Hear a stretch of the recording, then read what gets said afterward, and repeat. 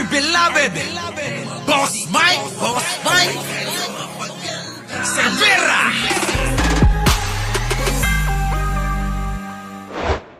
Sa dulo ng Pilipinas ang handog na libreng internet ng administrasyon ni Pangulong Ferdinand R. Marcos Jr. Matapos ang matagumpay na paglulunsad ng DICT ng 53 libreng Wi-Fi sites sa 25 lugar sa Kita nyo, mahiya ka naman. Sabi dito sa Kapyon, Duterte, mahiya ka naman. Si Pangulong Bongbong maraming nagagawa. Kita nyo, ho? Oo. Recognition for the Municipality of Bungaw. Nako, saan yan? Diba? Sulok-sulok na mga kababayan ko. Ha? Sulok-sulok na. Ha? Matindi mga kababayan eh. Ang daming proyekto. O isa na to, sample lang yan. Mga kababayan, sa dami ng pinakita natin, mga pabahay na ala condominium ang datingan, mas maganda pa nga. Mga lupain na pinamahagi sa magsasaka. Mga tulay, kalsada, tuloy-tuloy na pagsasagawa ng ating subway, mga kababayan, nandyan na. Siyang ka pa.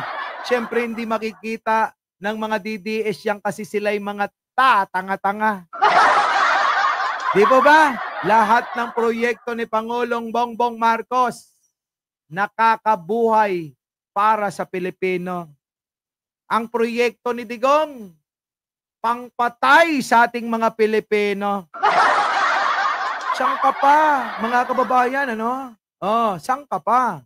Kaya nga mga kababayan, kaya wag na kayong magtaka kung bakit itong mga DDS vlogger nag-away-away na. Kasi nga ho, mga kababayan, eto kasing mga ito'y wala namang prinsipyong daladala. Ang daladala nila, yung mga kamay nila na nakasahod para humingi lang ng pera.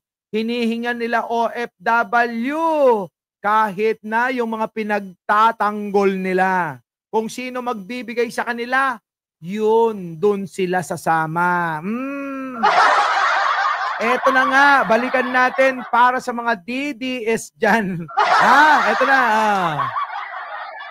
Kayo, ng team nyo. Kaya nyo pinagtatanggol ang Alpotera at sinasabi niyong single ang Pangulong Duterte. Eto na. Maggera-gera na daw yung mga DDS, mga kababayan. Sa mga hindi nakaabot dito, bonus na lang to. Gera-gera na kayo, mga DDS kayo, mga bobo kayong lahat. Gusto nyo ng gera? Kayo, ng team nyo. Kaya nyo pinagtatanggol ang Alpotera at sinasabi niyong single ang Pangulong Duterte. Wala kayong pakialam na masaktan nyo ang kanyang common law wife. Masaktan nyo ang kanyang anak dahil sarado ang utak nyo kay Alpotera dahil yun ang nagbibigay sa inyo ng access ng perks kay Pangulong Duterte para sa pirma-pirmang libro na pinagkakitaan nyo. Kinang nyo lahat kayo. Kinang-kinan nyo raw. Si Maharlika minumura niya na. Yung mga kapwa niya tanga. Tuloy! Diba? Tumigil ka na, Crisette. Pangalanan na kita. Dahil tumawag ka kay Harry Roque. Tumigil ka na, Trixie. Dahil nag-iusap kayo kay Harry Roque na kausapin ko si Alpotera. Sino ba kasi si Alpotera? Mamaya, mga kababayan, nabangan nyo kung sino si Alpotera. Tuloy! Hindi ako takot pangalanan kayo. Mga na ninyo. Mga pukinang-kinan nyo raw. Sabi ni Marlico, mga pukinang-kinan nyo. Ang bangis, tuloy. Sige nga, para saan kayo? Tumawag ka. May recording ako dyan. Ano ngayon? Sige nga, Trixie. Ayaw niyong umamin. Dahil sa Alpotera na yan. Preset, ang sabi pa nga dyan, buti pa sila. Sabi pa ayon sa ating informante dyan, di ba? Buti pa kayo kumikita. Ano ba?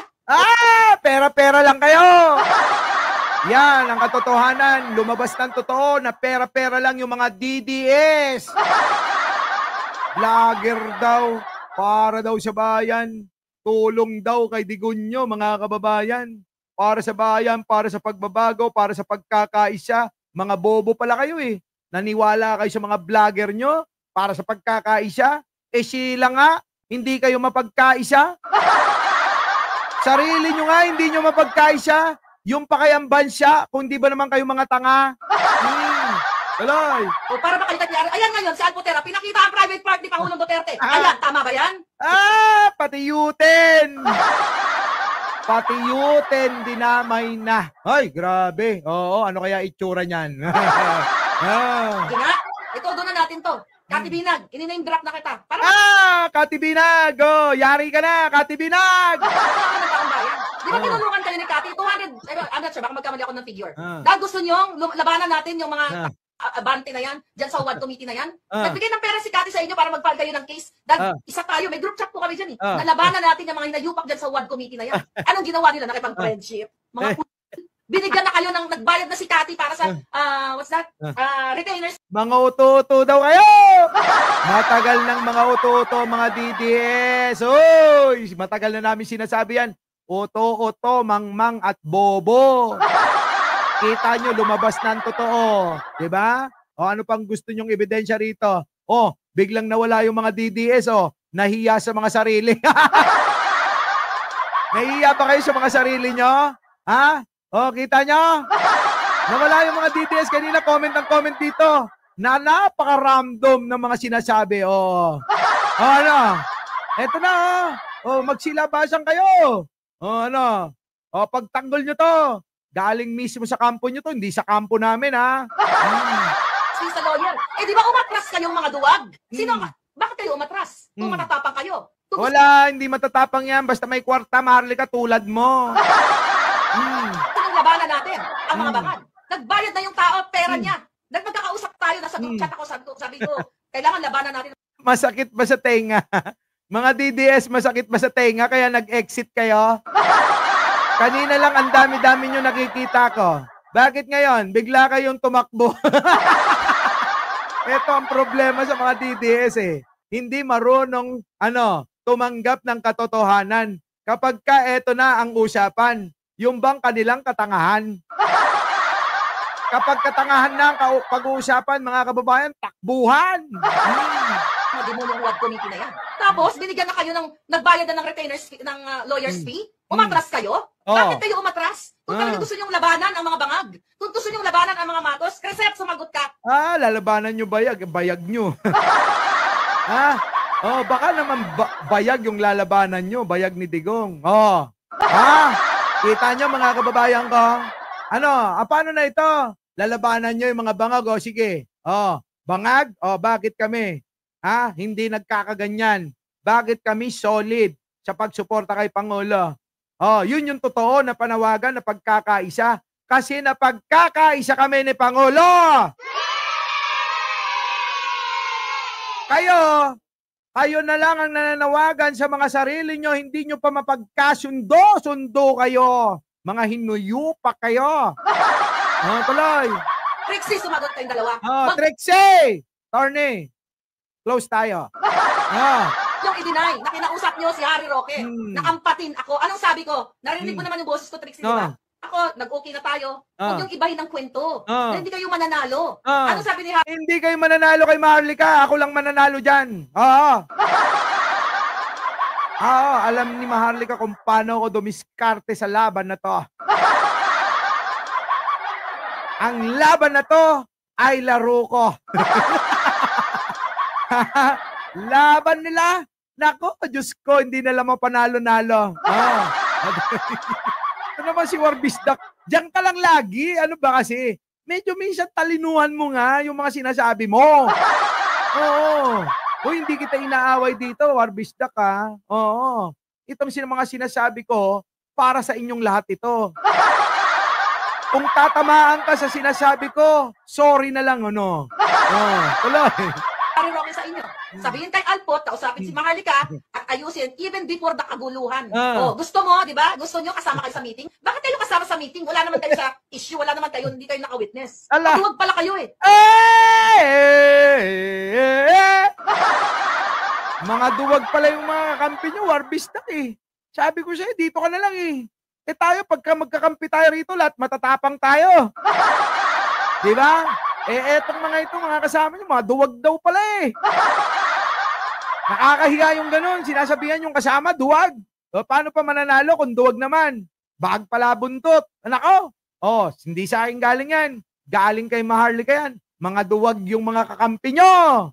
Walang mga mani, walang mga itlog. Argo, yung mga kampi mo, dito ka na lang ha. Argo, dito na, kampi na tayo. Eto ha.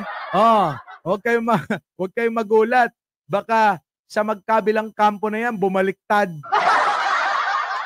Maaaring itong grupo nila Attorney Trixie bumaliktad o ang grupo ni Maharlika ang bumaliktad.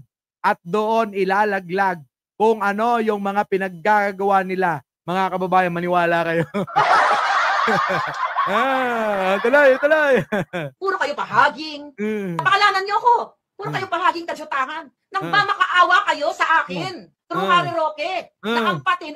Naampatin yung bunganga ko sa social media. At si Alpot, pinoprotektahan nyo. Dahil si Alpot pera ang nagbibigay sa inyo ng access noon kay Pangulong Duterte. Ay, pera!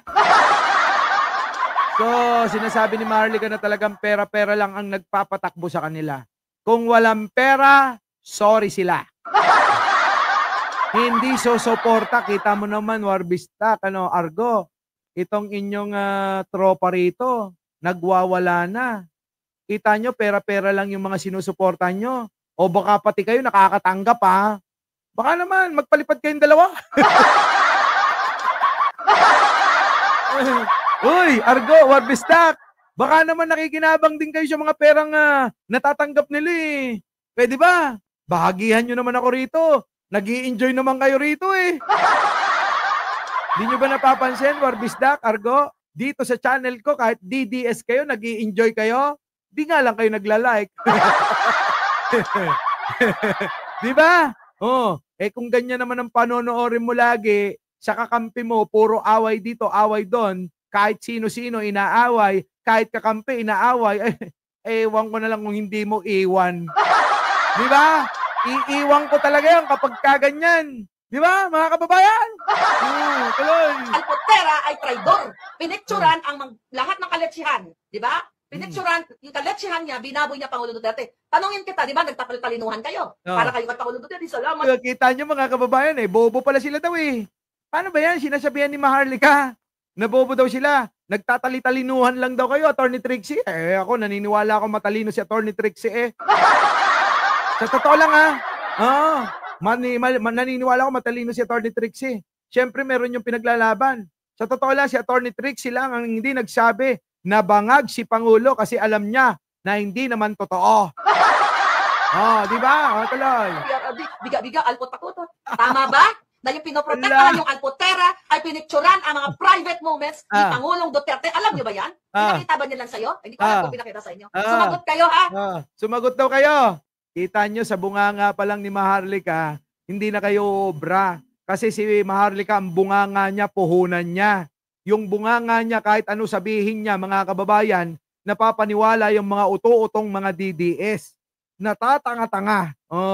Kaya mga kababayan, tuloy-tuloy lang yan. Oo, nakita na ang kahinaan. Kasi alam ni Maharlika, yung mga followers, yung mga sumusuporta kay Pangulo, yung mga vloggers ni Pangulo, hindi niya kakayanin. Oo, kasi matatalino eh.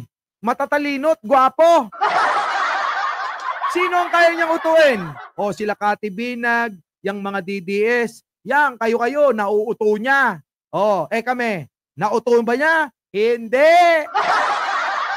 Diba mga kababayan ko? Kaya alam nyo na, mamaya talakayin na natin at liwanagin na natin sino si Alpotera, mga kababayan. Talakayin natin yan. Warbistak, Argo, inaanyayahan ko kayo. Baka naman, bago tayo magtapos. Palipad naman dyan. Bahagi naman dyan kung magkano yung tinatanggap nyo dyan sa kabila. Kasi dito, wala talaga eh. Kaya lagi kong nagla-live. Kung kulang na lang, maghapon ako mag-live eh. Para kumita eh. Ayan, di ba? Sinasabi ko na sa inyo totoo.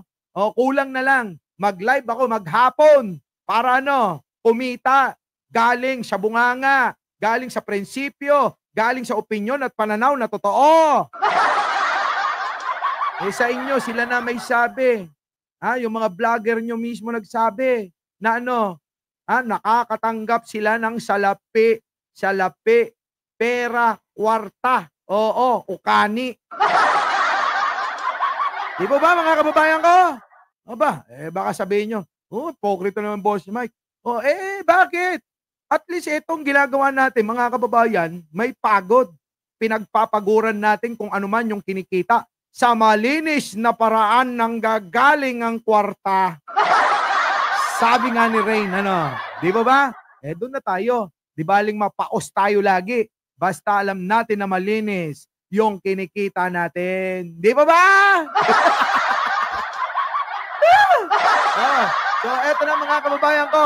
Hoy, kita mo naman, Warbisdak ha. Mali ka. Hindi ko pinagtatanggol dito. Sino? Si Martin Romualdez. Hindi ko pinagtatanggol. Eto na mga kababayan ko. Alam mo sa totoo lang ha, singit ko lang. Siguro panahon na rin para bigyan yung pagkakataon yung iba para maging speaker. Malay natin magbago yung panahon Di ba? Try lang, parang yung ginawa ni Digong noon nahati yung speakership. Una si Cayetano tapos si Velasco. Try natin yung iba. Try kaya natin si Albi, di ba? Total naman si Albi, marami nang napatunayan, negosyo, trabaho, pamumuno sa lungsod. Perfecto, mga kababayan. Maganda ang resulta bakit hindi natin subukan naman?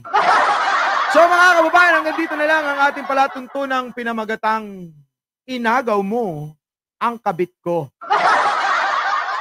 At ako po ang inyong lingkod. Muli, Mike Cervera po, laging nagsasabing mahalin natin ang ating kapwa, ipagdasal natin lagi ang ating bansa. Magandang umaga, magandang hapon at magandang gabi. Sa mandako ng mundo, naroon kayo syempre magandang buhay na rin para sa ating lahat. Opo, bago tayo mag-iwalay, isang like naman dyan. Our beloved Boss Mike Cervera.